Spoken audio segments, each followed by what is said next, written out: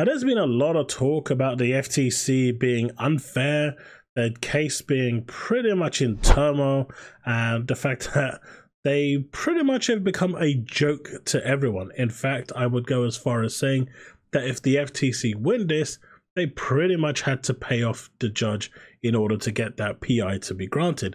That's just how bad their case was.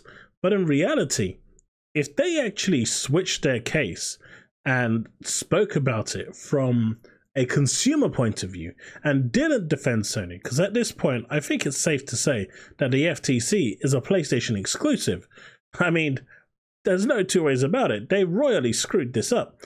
But if they had actually focused on the consumer, I actually think with the arguments that they actually put forward, they could have blocked this deal. But instead, they chose to focus on the harm it would bring Sony and not its consumers, and therefore it's clear that they most likely are going to lose this. But this article here actually has some inserts from the questioning that was done to corroborate what I'm saying. So I just wanted to go through this article because I think not only does it give a stark reality check to just how bad the FTC is, but it also shows how biased and pro-Sony they actually are. I mean, at this point, there was no reason for Sony's lawyers to be there. The FTC was doing a fantastic job defending them all on their own. So let's read this article. Activision acquisition not expected to grow Xbox's console business. Microsoft does not expect Activision's 8 times separate billion-dollar franchises to help grow the Xbox console business on a post-acquisition basis. I don't believe this for a second, personally. Microsoft does not expect the Activision buyout to help grow its console business, and the deal is instead focused on buying out the largest independent non-Chinese mobile games publisher in the world. Now, I do believe that is correct. I do believe that the majority of that $70 billion is for King, because with King, overnight, they become a multi-billion-dollar mobile gaming giant. And that is just the way it is. And let's face it, when it comes to mobile games and mobile money, that mobile money is dirty. When Call of Duty is making $7 million a day, those numbers were like from about a year ago. And I've looking into it, I don't have the actual figures, but they have grown. All I've seen is that they've grown year on year. It's crazy. They are making that much money a day, and Microsoft wants a piece of that pie. Google and Apple have been enjoying that pie for quite some time. Well, Microsoft finally wants a slice of that pie to break up the duopoly and have its own. And don't forget, once they actually have King, you'll be seeing mobile versions of Halo, Gears, Forza, Fable, whatever. Any franchise that Microsoft owns will have a mobile version of a game, and it will be simple, it will be basic, and it will bring in the millions. It's just the way it is. Due to its size, successful history, and breadth of AAA hit content, Activision is a unique video games publisher. The company's games catalog includes 8 times separate franchises that have grossed over $1 billion across PC, console, and mobile, including Call of Duty, Overwatch, Diablo. Let's not forget Diablo Immortal. That made a lot of money. A lot of money. So many people were spending ridiculous amounts of money. I remember reading one person actually had spent over $100,000. Just one person. That's crazy. Warcraft, including World of Warcraft, and of course Candy Crush. Based on revenues, Activision has been the top earning non-platform holding video games publisher for many years now.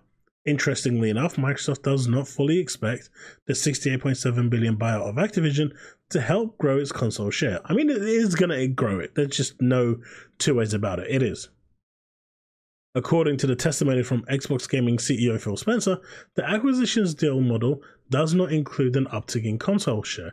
Well, I guess they don't plan for it, but if it happens, it will be, you know, a nice kind of additional reward for what they're doing.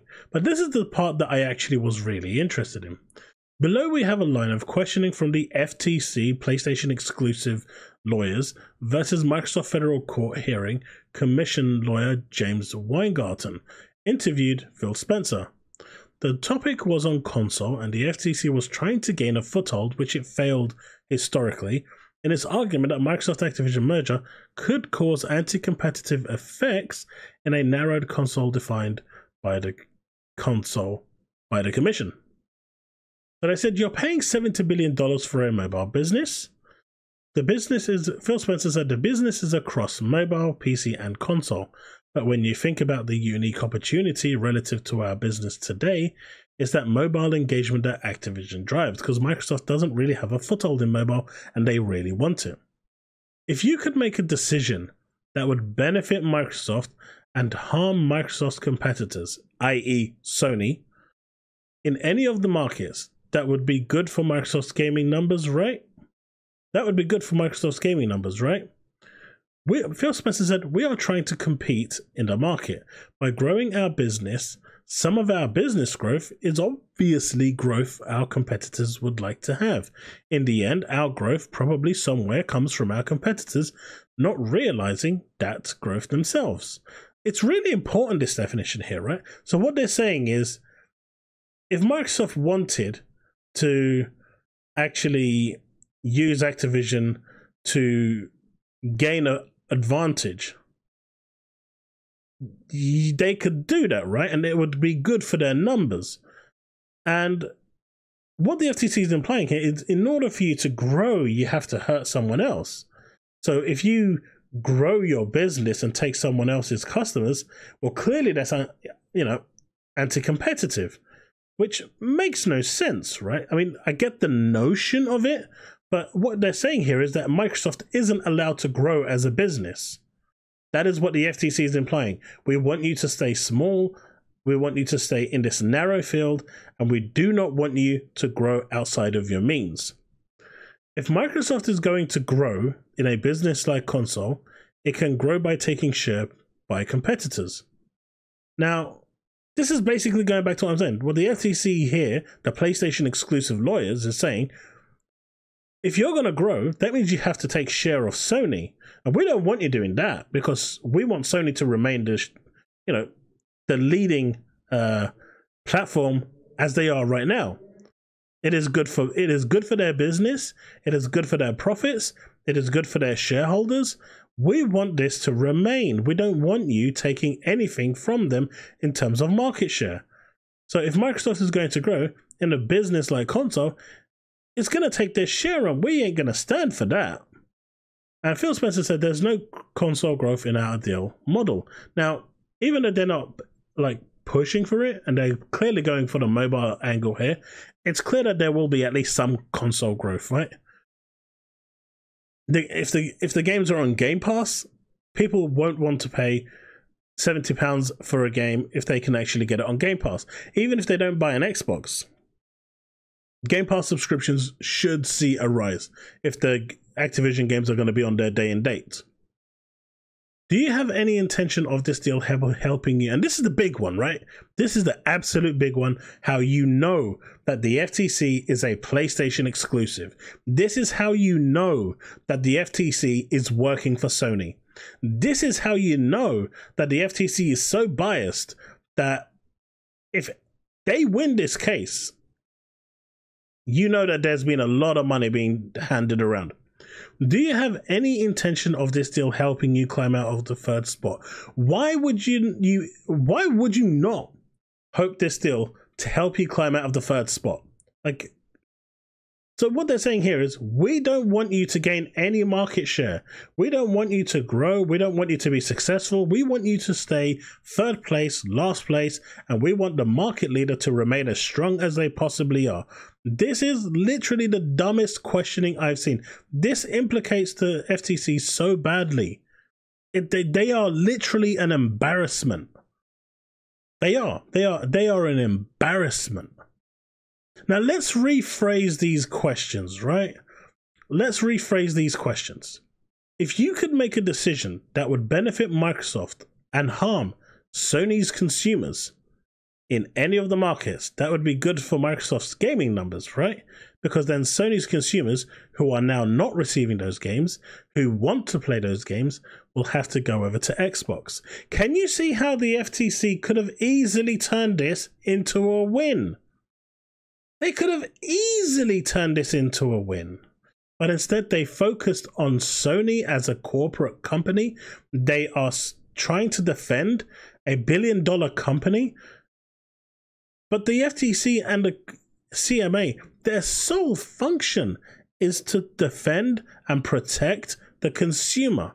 They are not there to protect a multi-billion or a trillion-dollar company. What they are there to do is to protect yours and my rights to fair competition. And just by changing those two words, they would have gained the upper hand in this equation.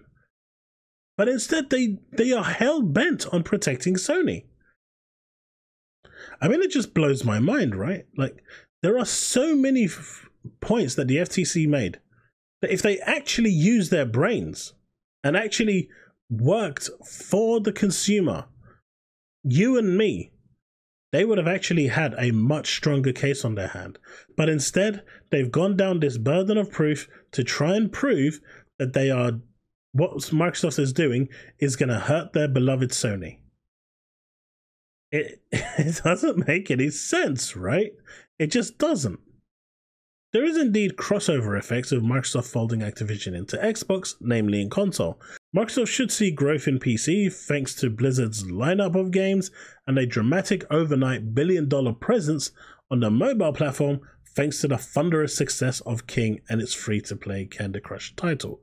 So this would instantly put them into the mobile sphere, making them one of the key players in a, as a multi-billion-pound mobile developer now. But they'll also have a nice portfolio on Xbox with Game Pass and PC game. Their PC growth will see a significant growth overnight. All in all, this is a really good deal for Microsoft.